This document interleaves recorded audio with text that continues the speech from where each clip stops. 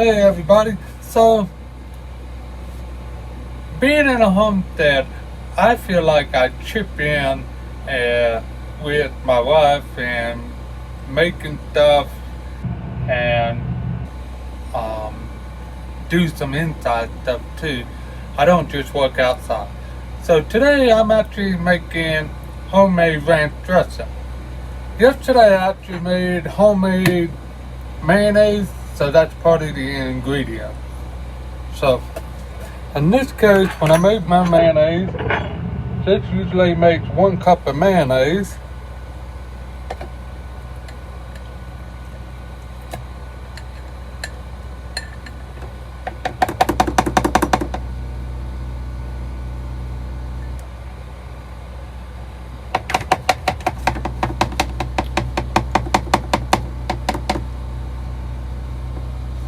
And by the way, I made my mayonnaise with an egg at room temperature,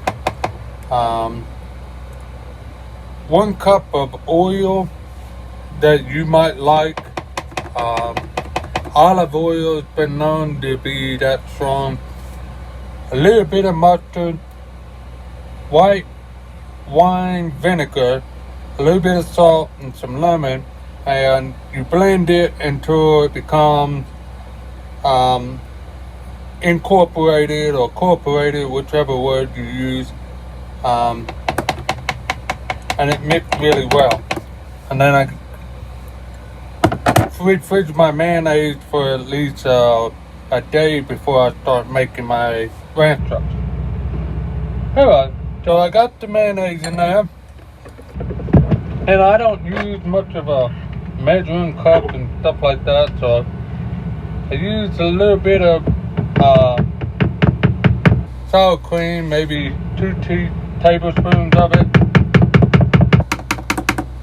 Sour cream, the more sour cream you use or the more milk you use, the thinner it gets. The mayonnaise makes it really thick. Little bit of milk.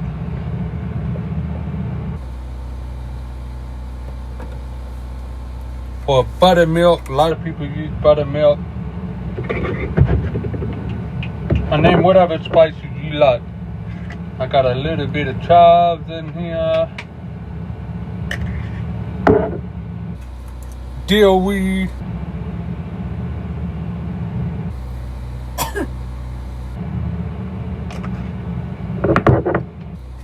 Garlic powder or salt, doesn't matter. Now, when it comes to garlic, the more it's refrigerated, the stronger garlic will get. Onion powder, paprika,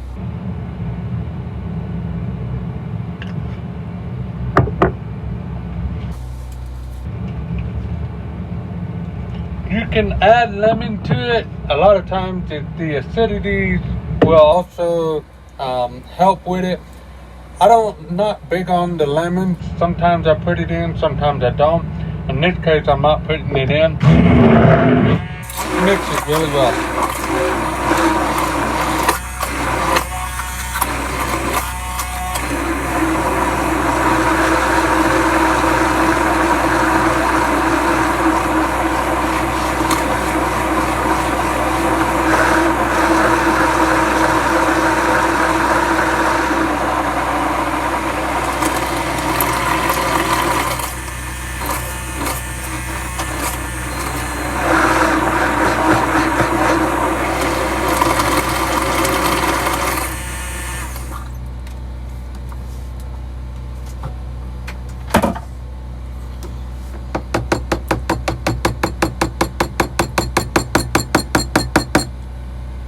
And you got ranch dressing. Yummy.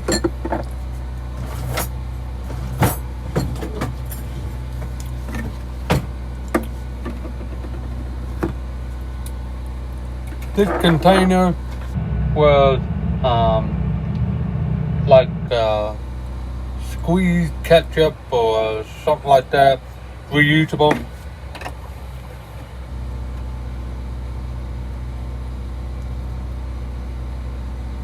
And if you see it, it's pretty thick. It's not so runny. It pours in there, but it's like a really thick. Um, you understand when I say you get it runny. You can cut back on the sour cream or come back on the milk or add a little more mayonnaise and it'll make it thicker. If you already made it, like I said, if you already made it, and it's really thin, you just add a little bit more mayonnaise and it make it thick. And also the lemon will help also.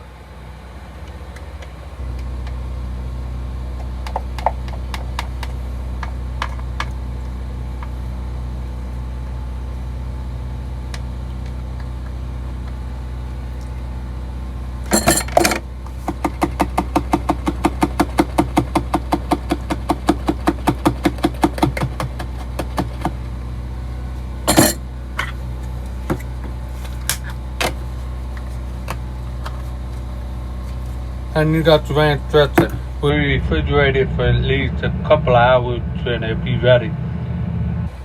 Fresh ingredient, fresh stuff, homemade, and none of the extra ingredient for extra shelf life.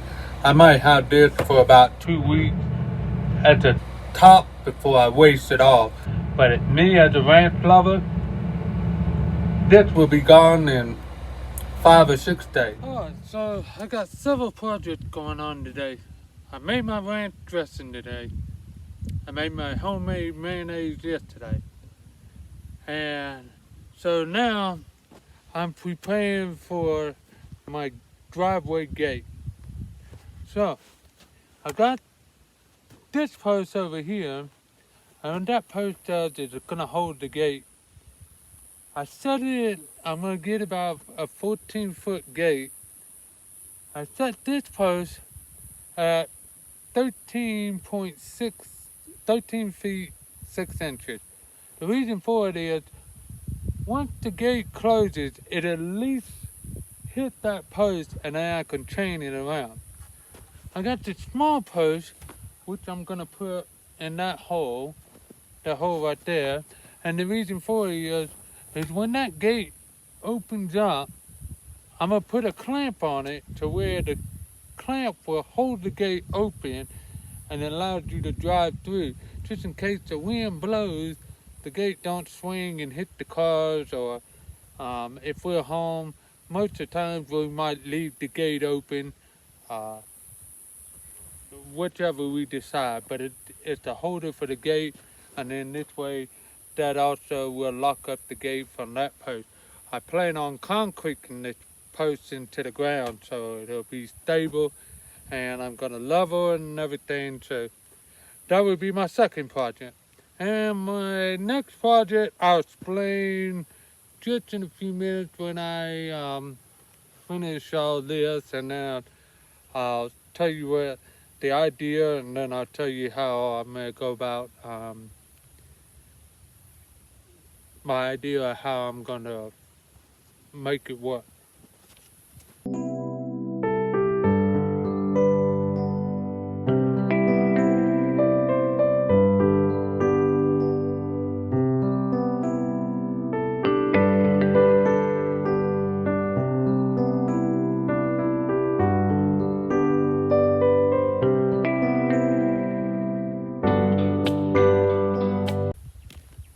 Okay, so the purpose of how I'm determining how low and how high I'm doing it, I'm kind of looking at it.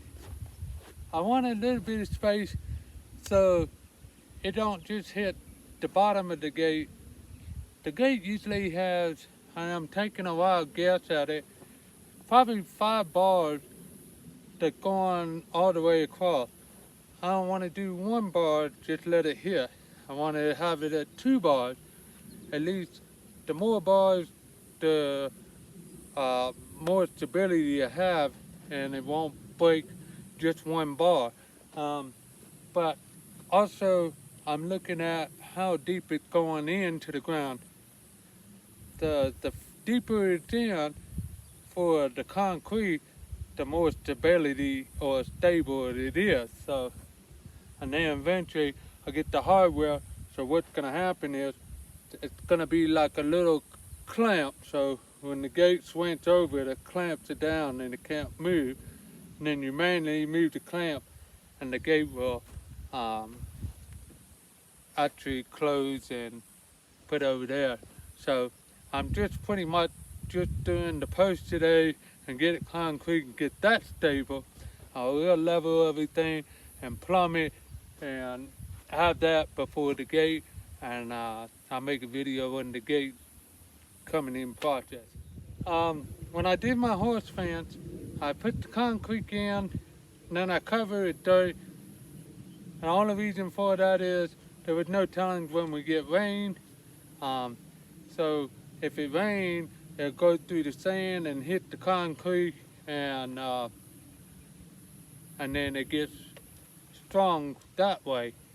Well, today I'm gonna pour it in, and I'm not gonna put the dirt back in there. I'm just gonna leave it open. We're expecting rain today, and there will be enough rain to make that concrete hard, and then it won't too much rain to where it will overflood and leak out all the concrete out of the hole. It won't happen that way, but it will get enough water to make the concrete become hard, and then in a day or two I'll come back and I'll cover it with sand.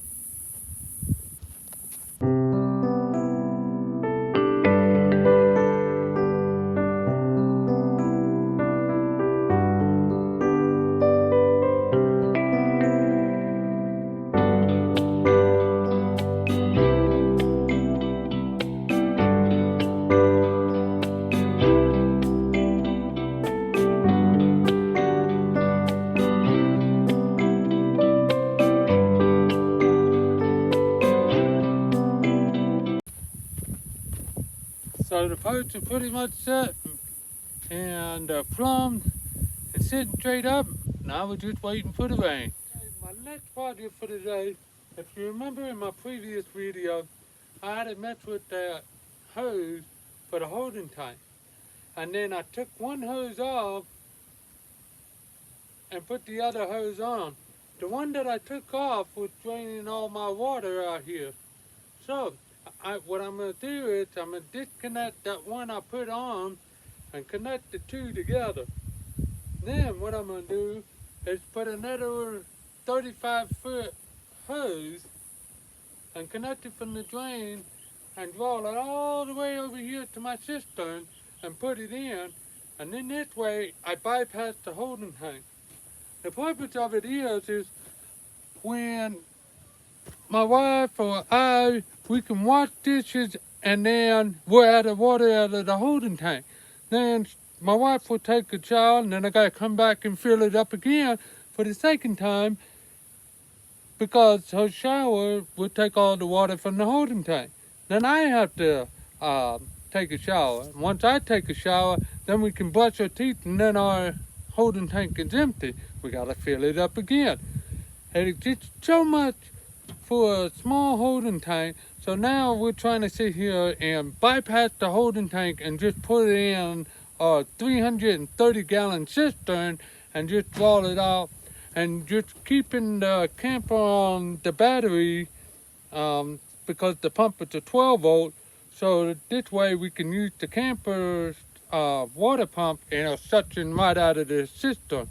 And then this way we don't have to keep filling the tank after each use, and we can just use the cistern. I feel like it's gonna do it in the long run, because this cistern that we just filled up a couple days ago, 330 gallons, and it's already been, this is the third day since we filled it up, and we only used about 30 gallons since the last 3 days. And I maybe filled this up at least 3 to 4 times a day, and it just takes, I know it's 3 minutes, but it takes so much time to keep doing it. So I always try to find a way to where it can do it on its own, or it can go a longer run, and then I can deal with it every once in a while. So with that, it will allow me to actually only have to move it from one cistern to another cistern when it empty out. So I think I got maybe the way it's going about a week and a half, 2 weeks supply of water on this cistern if we do it that way. So that would be my third project for the day. And when it comes down to that point, I'll make a video during the process, and we'll see how it goes. All right, so we got some parts here, and we're gonna try to take the hose off the holding tank and let it draw off of the system. So the hose I had earlier, that when it first came here on the land, the city water would sit up and it would drain out. So eventually what I'm going to do is I got one of these connectors, hose connectors, where I would connect this hose with the hose that's hooked on the water holding tank and put them together. And then I'll go outside with the drain hose from this one and connect the new hose that I got today with the drain on the outside and leads all the way to the cistern. So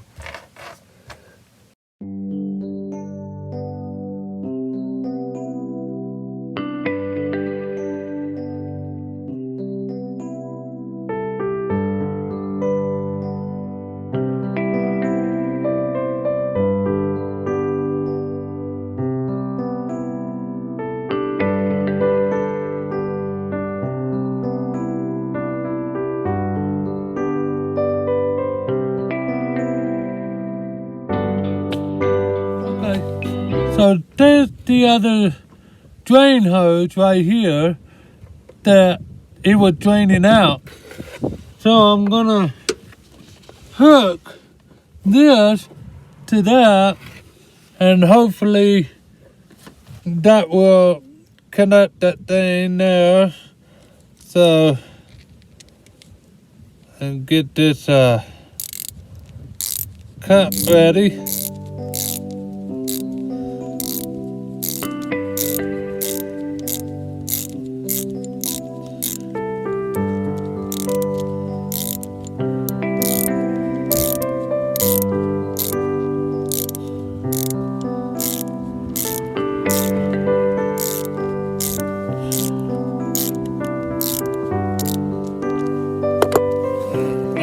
Push this all up in here.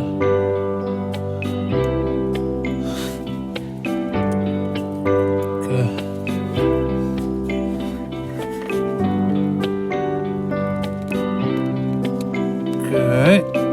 Push it up in there. A little bit more.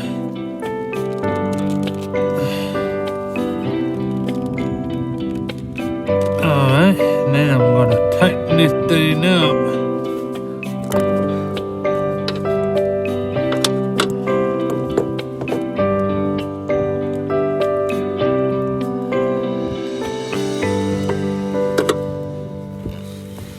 So now I got the clear hose where it connected to there, and I'm gonna run it right through there and up to the sand. So get the other end through this hole here.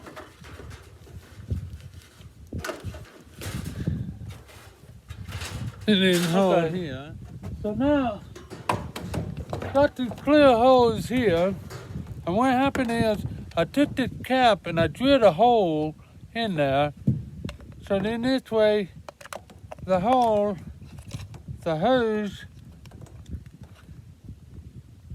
can, alright, so you gotta stick it through this hole here, and I need to get it to where it will reach the bottom. So I'm gonna hold the cap here till I see where the hose reach the bottom. So we got enough in there.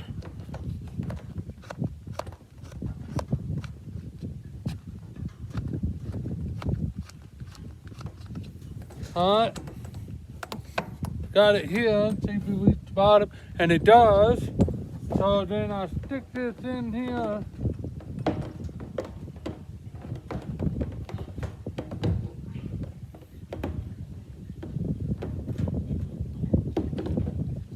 And I got plenty of room to screw it on without twitching the hose.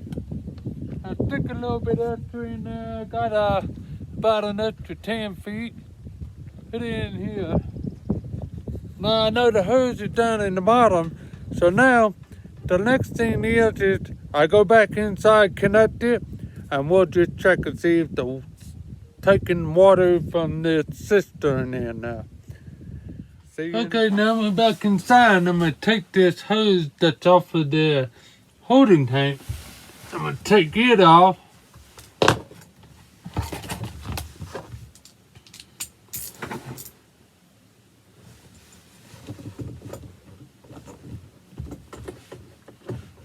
Alright, so I got them two connected. Now, let's see if we get water. Let me turn on the pump.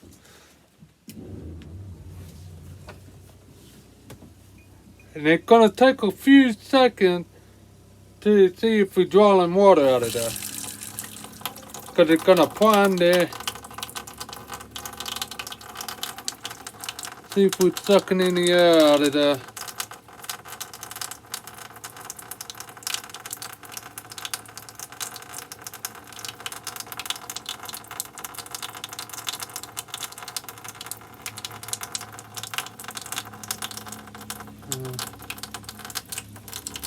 We're checking everything out. Well, it did work, and it does work, because my wife's in the shower.